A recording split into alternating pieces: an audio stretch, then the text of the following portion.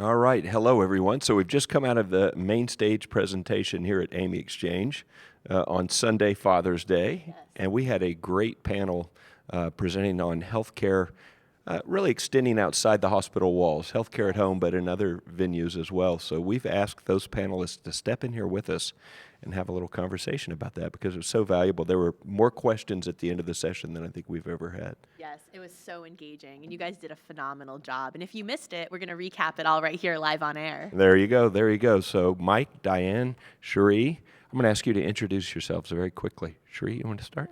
So I'm Cherie Pardue. I'm the AVP and Associate CIO for Clinical Technologies and Learning Services at Children's Hospital of Philadelphia. Fantastic. Diane? I'm Diane Wurzberger. I lead regulatory quality and our global policy for GE Healthcare. Perfect. Mike? Hi, I'm Mike Busdicker. I'm the Senior Director for Healthcare Technology Management at Intermountain Health, and I'm sorry I missed that panel. You already blanked it out. Danielle, introduce yourself because I'm going to treat you as an expert witness for this. Oh, perfect. My honor. I'm Danielle McGeary. I'm the Vice President of Healthcare Technology Management at AAMI. Okay, very good. And I will be your moderator. So that's it. Your handler. There you go. So, all right. So I thought we'd start. That was a far-ranging conversation, and it's a complex topic, delivering healthcare outside of the acute care setting. So I thought we'd start with a couple of stipulations because there's some things that were discussed that maybe we don't have time to get into here. So the first stipulation I'd like to make is that as the trend has started to move out of the acute care setting, whether that's into smaller ambulatory style hospitals or specialty centers or whatever it might be, and into the home in some cases, can we stipulate that this is a trend that's going to continue? If anybody out there thinks it's going to stop or slow down or there's going to be less care delivered out of that setting, can we stipulate that that's not correct, that it will continue? Does everyone agree with that? Absolutely. All right. And we won't get into the whys. We'll just say that that's stipulated. The other thing I'd like to stipulate, one more thing, we will find a way to pay for it. Correct. Do we think Yeah. that's true? Yes. Won't be easy, won't be tomorrow, but we'll find a way to pay for it. Okay, so with those things out of the way, there's 30, 40 minutes that we could shoot right Quick through recap. easily. Yeah, exactly. So here would be the way I suggest we structure this because there's so much to tackle in this area. So if we sort of looked at this in three buckets, the first would be technology. If we talked about the technology that's supporting all of this, then the people component, the jobs that are out there today versus the job of the future, the skills. And finally, the process, what has to change about how do you think that will cover most of the buckets or most of the areas that we need to cover? Sure. All right, so let's do it that way. So let's start with technology. And Cherie, I'm going to turn to you here. And I'm going to try and ask some questions a little differently than you might ask normally about all of this. So what doesn't exist today in terms of technology that we really need to have to make this work? Yeah, I'm glad you asked that. So a couple of the things that we've noticed that would really help progress and maybe do this at scale. And one of those things is the connectivity to the patient's home and a standard around what does that look like. So a device that enables us to connect multiple devices from different vendors from the home to the cloud or our facility. So that would be one of those pieces that would really... So would that be described as a proper hub? Is that it could the be right a hub. term? At the moment, we're using modems. Okay. But yeah, a really great smart device that would help us because at the moment, we have to remember too that it's the families or caregivers that are maintaining this equipment too. So in the pilots that we've done, that connectivity causes some issues with how we're able to then remotely connect into and look at what's going on with the patient. So there's the connectivity of the internet, and then the other thing is sometimes they'll turn the ventilators, or the ventilators won't be connected, so thinking about how to keep that data so that then that data kind of pulls through. So it's really about that interconnection of and the flow of the data from the home, from the device in the home, all the way to the caregivers. Okay. In real time. And the other one is that big virtual command center. So now we're not just talking about, inpatient, but what does that look like? Yeah. Okay. So On as the you're other managing side of the patients, connection. yeah. Got it. Gotcha. Yeah. Mike, agree with that? Different gap? I do, and I'll identify a couple different gaps as well. So I think that the connectivity piece is going to be huge, and that is from the real-time data transfer, because I think we're going to be seeing a lot of diagnostics that are going to be taking place in the home setting as we go into the future, and not just care and treatment. So I think that real-time connectivity of data going into a clinical setting where people are going to be reviewing that data and information, as well as once they have that diagnostics and the treatment and everything. So I think that connection that's going to be secure and allow that data to transmit at real time and not with any significant delays in the process. And I think from the HTM perspective, the other thing that really lacks today is a CMMS system that focuses on home health. We don't have, currently, we don't have a CMMS product that will focus on home health, because when you're talking about home health, you're talking about PHI information that is in the data record now. So you have to have the patient's name, you're going to have their address is going to go in there. And right now, a lot of that, when those devices go out to a patient's home, you're talking about the billing process as well. So that billing process is tied into that CMMS, so you know how long it's been there. And then looking at any type of recalls, your service and maintenance, your scheduled maintenance. There is not a CMMS out there that incorporates all of that data and information that's needed to manage that home health technology and equipment. Gotcha. So from the manufacturer side, and I know you're at GE or healthcare, both manufacturing and delivering services, so you're a little bit of everything, but what's your perspective? I think that I would agree with both of my colleagues here. I think that right now we are actually trying to assess what are those needs and how can we play a role in supporting this new model. So it will absolutely be tied to access to the data and making sure that the solutions that are there today are, number one, collecting the data and that it is accessible, and then getting that data into some sort of central system within the health systems that are actually coordinating and orchestrating these different home settings across their patient populations. That'll be really key. So it's a not a new consideration, right? We have, if I speak for GE Healthcare, right, we have been in the digital space for some time. There's been apps development across different applications. I think it's now looking at this with this new lens to see how we can better coordinate and help coordinate that care and support it from the total product life cycle. Gotcha. So Danielle, you're in touch with so many folks in the field all the time across the country. More from the hands-on technician side, the folks actually doing the work out in the field. What do you think some of the gaps are from a technology perspective? What kind of problems are they going to run into? From a technology, well, I think if we back up a minute, I think this changes our customer. We are used to dealing with clinicians on the floors, and now our customers are the patients. And I think that really changes how we communicate. Now you're dealing with folks, and I'm sure it's an older age demographic, a lot of folks that, that don't really see tech, the technology is there to do its job. It's the people and the processes around that technology that makes it come to life and makes it work. And HTM has a huge role in that.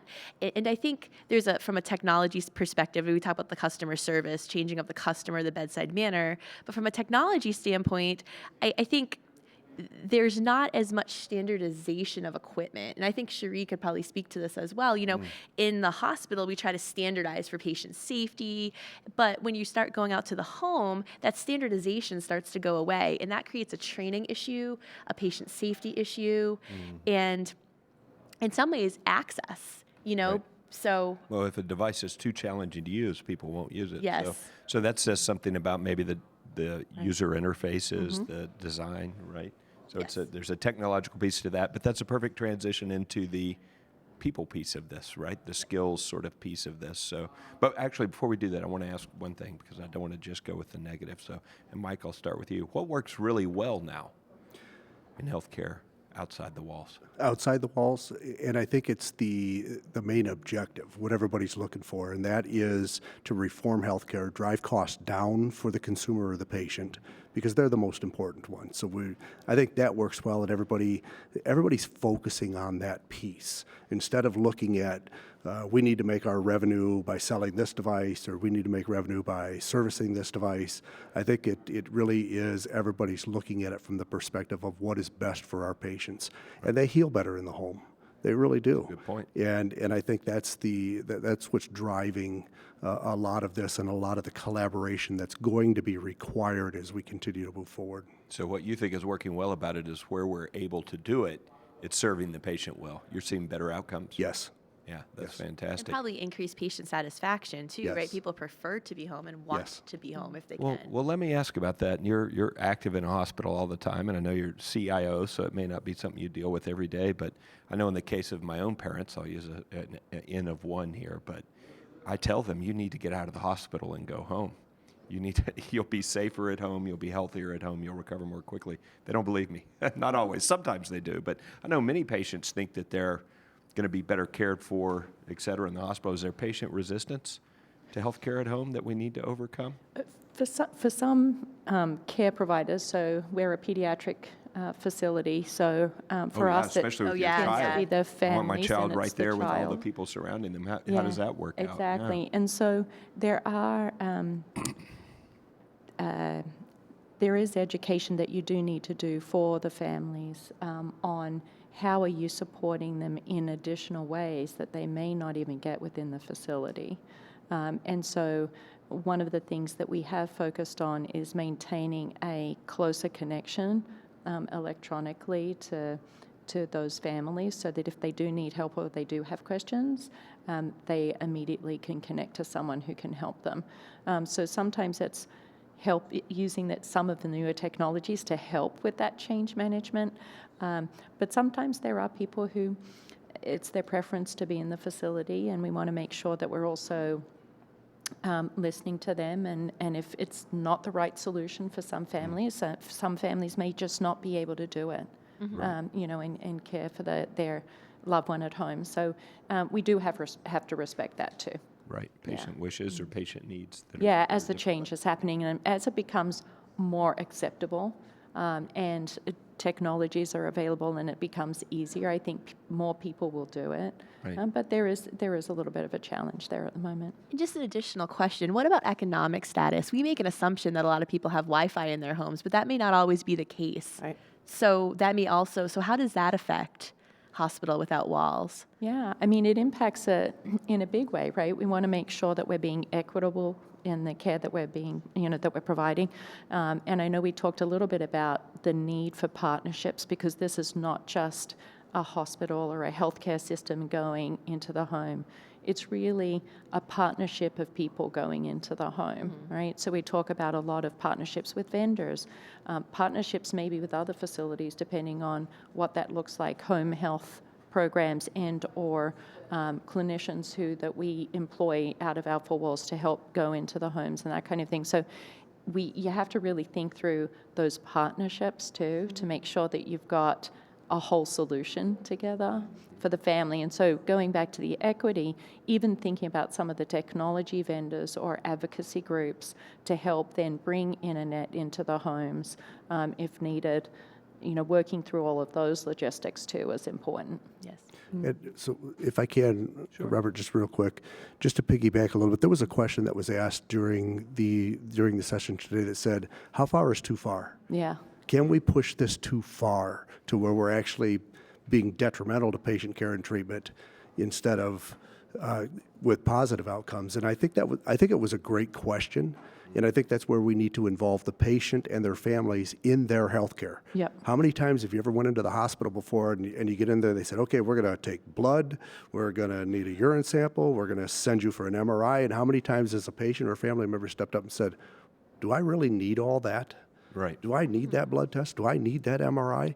So I think involving them in that process, say, hey, listen, we think that you'll heal better within your home, and for the patient to step up and say, is that the right decision for me? Mm-hmm. What's it going to do for me? What am I not going to have access to? So involving them in that decision process as well, instead of making that decision for them, allowing them to be involved in their healthcare and treatment.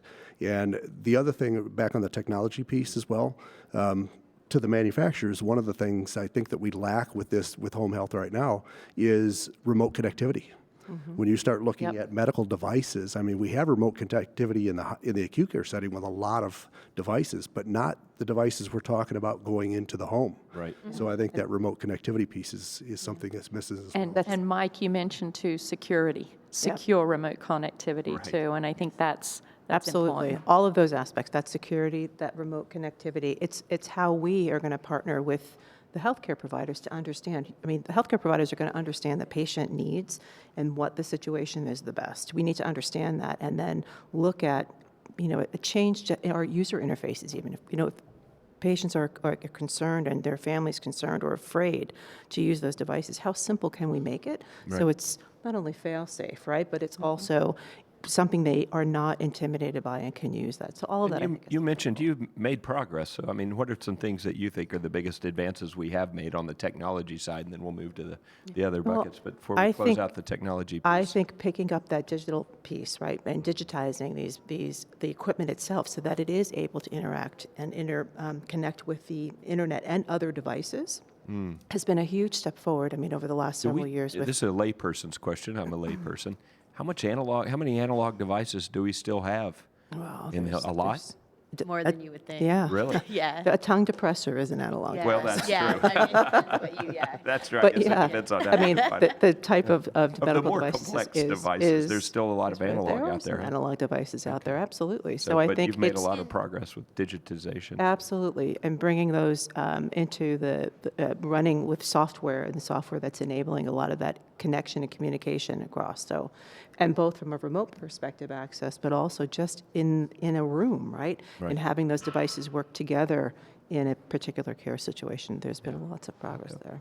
All right, so let's move to the people piece of this and the skill side. And Danielle, you brought that up. So, and we're mentioning, giving care at the bedside and interacting with a patient versus a clinician. What do you think changes? What are the skills we're going to have to develop in our biomeds to be able to support that? What are you seeing? I mean, I think it's a totally different skill set, right? Because now I think working with the patient, patients come into hospitals and get care at some of the most vulnerable times of their lives, and especially their families, right? And I think I think it's a totally different piece of empathy in how you explain things. I know when I used to go into patient rooms, and you'd go touch the monitor, the first thing like, what's wrong? Is something wrong? They're very alarmed. And I think it's, that's only gonna increase in amplitude, right, as we're going into the homes. People are gonna feel, sometimes helpless and hopeless depending, if it's a caregiver for a family member. And I think being able to really translate that technical jargon into complete layman's terms, but also understand some of the clinical piece, because you can't help, there's going to be clinical questions that come up, and learning with them how to deal with those types of questions, how to answer them appropriately so you're not alarming the patient, and making sure, one, that those technicians are not giving misinformation to the patient, because we are not clinical. But when patients are, I don't want to say the word desperate, but sometimes they are, that they're looking for that confirmation, and if we're the ones there, we're going to be getting those questions. Absolutely. So let me throw a question to you on this. Who is in the home? So we're talking about clinical folks being obviously involved, and sometimes it's a respiratory therapist, occupational therapist, or physical therapist. Now we're talking about biomeds potentially. Is it biomeds?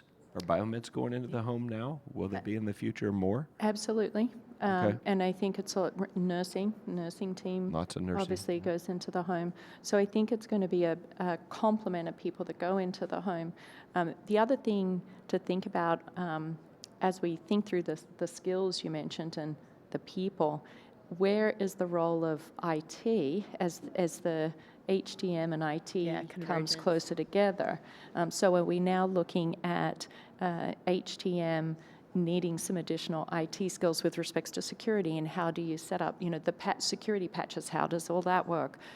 So really thinking about what are the skills that are needed, and are there some new roles that may come out of this that may be a cross between HTM, clinical, and IT that really need to help us with this, the process at the home. Yeah. And Danielle, you mentioned the fact of having the HTM prepared to interact with the patient or the families there and answering questions and what have you. I think there also needs to be some training about them being comfortable, the HTM being comfortable going into the home. It's a whole new environment for them as well. And how are they feeling about that, right? There may be some concerns about how sick is sick for a patient. Or Is there- safety. Correct. Yes, right. safety. So it's Right. a whole, I think, holistic view on that. Well, even like small things, like this is probably way off topic, but like if they're scared of dogs, like it's a totally Right. different environment. And you're walking into someone's home, you don't know It's what not you're gonna see. controlled, Yeah, right, it's at all. totally not controlled. And I think it's a totally different mindset because when you walk into an ICU room, you know what you're going to see. It's a controlled Right. environment, right? And now, like you're saying, it's Controlled chaos. Yeah. Yeah. Yeah. So let me ask a question and that kind of hits on this, and I'm going to throw it to you, Mike. And it was a good point made by one of our board members that one of the problems with healthcare is, and the reason we go into a doctor's office and we wait on them instead of them waiting on us, is it's very efficient, right? Because you have that clinician or whomever it is applying their skills all the time. There's a constant queue of workload waiting for them. And so the challenge of going into the home is it's less efficient from a labor perspective. And we're talking about a lot of different things now, and I'm imagining a patient in the home. As a provider, I don't think I can afford to send a nurse this morning, a therapist this afternoon, and a biomed in the evening. I'm going to have to ask one of those individuals to do 2 or 3 different things. Is this a whole new role? Or is it a series of expansions and responsibilities that nurse going to have to take on more from the biomed perspective, or the biomed take on more from other perspectives? What does that look like now? Because you're doing a lot of this now. Right. And what does it look like in the future? So a couple of points to make on this. One of them is that we're trying to prepare staff now. And the way that you prepare staff now is when they walk into that patient room. In the past, they would walk in, I'm just here to do this, I'm going to pick this up, or, be a little bit more interactive. Walk into that patient room and say, hey, this is who I am. This is why I'm here. This is what I'm going to do. Do you have any other questions for me while I'm here? So it's really interacting with that patient now in that acute care setting to prepare for the future. It's that whole patient experience, right? I remember we'd have that training. If someone needs to go somewhere in the hospital, you don't point, you walk them there, right? And it's really a huge expansion on that if you think about it, because this is their experience and they're not in a hospital. You are their experience. Right. So you prepare them for that now, so that when we get to the point where maybe they're going into the patient's home, or they are now, they're familiar with that process, and they're going to do the same thing when they go into that patient home. And from an HTM perspective, So that's very interesting what you're saying. I'm intrigued by that, and I think it's powerful because you're saying don't just treat this as something where we're changing behaviors outside the hospital walls.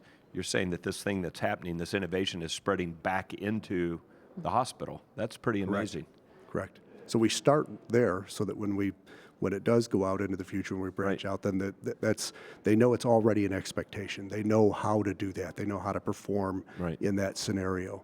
And from an HTM perspective, we've always required staff to understand, and even in the certification test, anatomy and physiology. You're talking about medical terminology, those types of things that are going to roll right into that. The ability and capability to stand in front of a patient or their family and say, this is what this device is, this is what it does, this is how it works, and be able to train on the operation of that device. I mean, they already do it in the acute care setting, and they'll be able to even expand further into that home care setting. And I think, again, and some of it, what we're talking about, is where the remote connectivity is going to come in.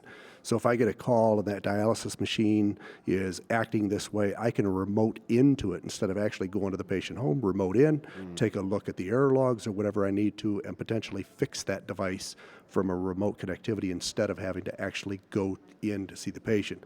But I also mentioned, when we start looking at like dialysis, when we start treating those patients in the homes, now we reduce the need for our dialysis center. So we reduce that footprint.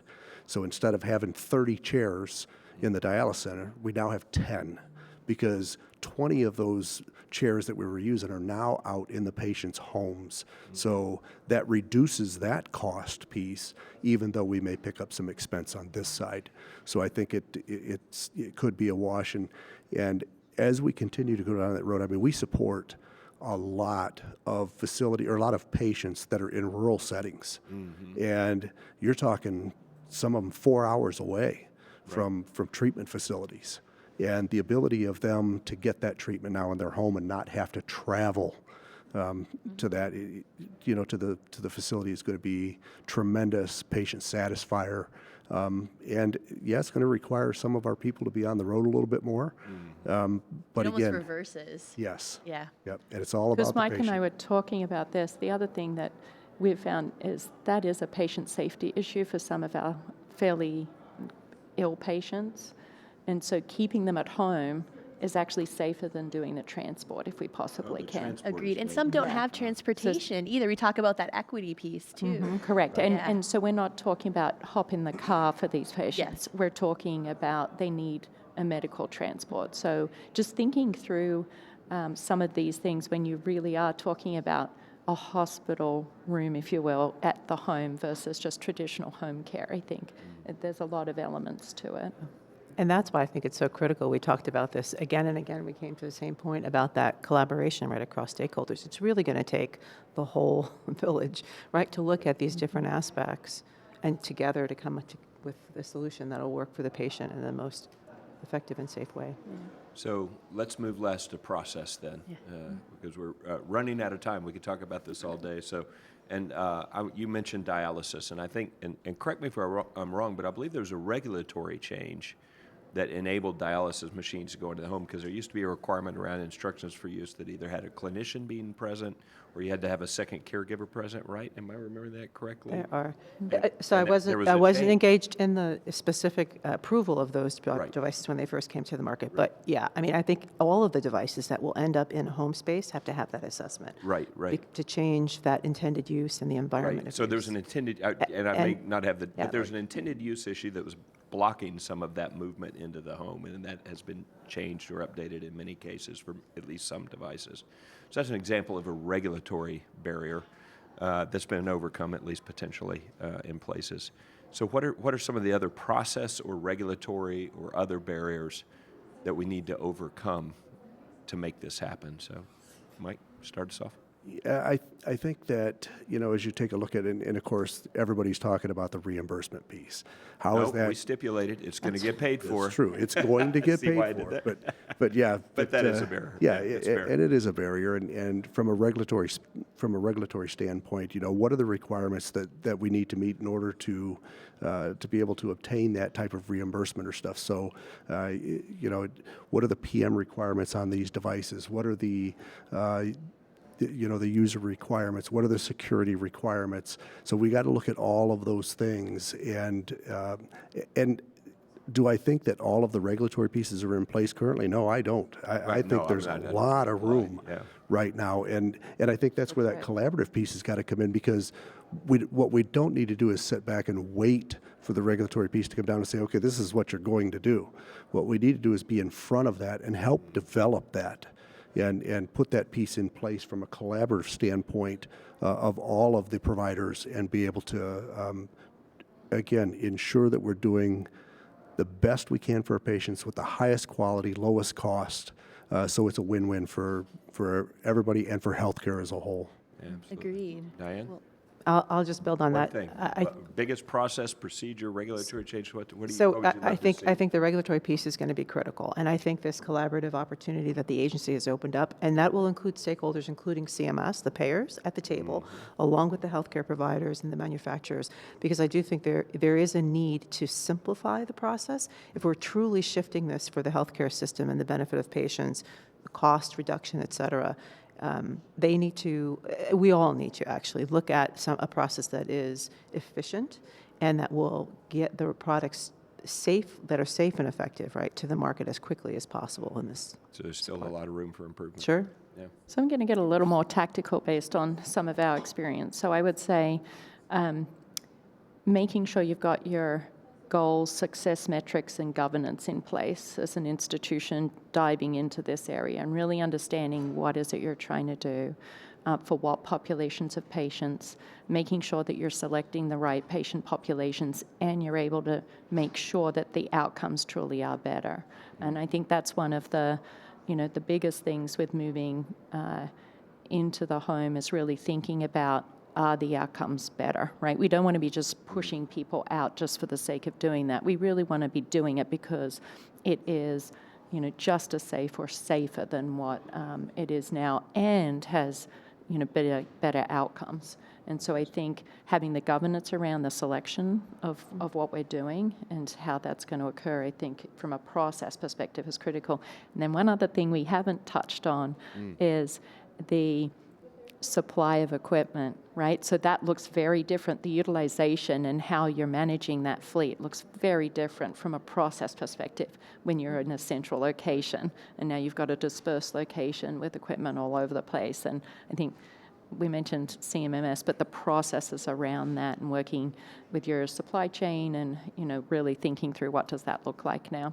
And Right. taping Well, an air that's- tag to the side of a device Yes. probably won't cut it, right? Right, Okay. right. And So, making sure that My wife's we've got going to it, tape yeah. one to me, I think. and making then- sure you've got the fleet to Well, and replace if you, or Yes, and what- making sure we've exactly. got all of our I's dotted and our T's crossed.